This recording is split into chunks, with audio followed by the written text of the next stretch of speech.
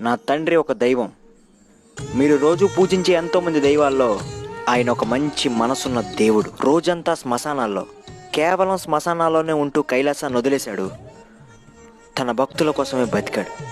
చనిపోయిన తర్వాత కూడా వాళ్ళకు తోడుండడం కోసం తనకున్న తోడు నీడని కూడా వదిలేశాడు.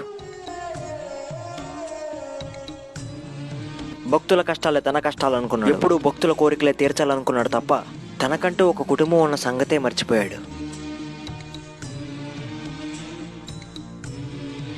తన ముక్తి కోసం తల్లిదండ్రుల్లోనే ముల్లోకాలు చూసుకున్న కొడుకు గురించి మీకు తెలిస్తే, తన భక్తుల కోసం సునాయాసంగా ముల్లోకాలు వదిలి కాశీ వీధుల్లో భిక్షం ఎత్తుకున్న తండ్రి గురించి నాకు తెలుసు.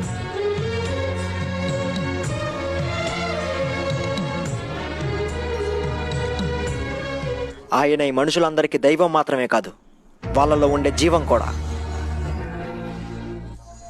దైవాలందరికీ ఆకారాలు అలంకారాలు ఉంటాయి. అలంకారం లేని నిరాకారుడే నా తండ్రి శివయ్య. మా నాన్న గురించి ఏమన్నావు? శ్మశానాల్లో తిరిగితే సాధువు అని చెప్పుకోవాలా? నెవర్. నువ్వు రేపు చస్తే నీ కట్టె కాలిన తర్వాత నీకు తోడుండేది నా తండ్రి శివయ్యే.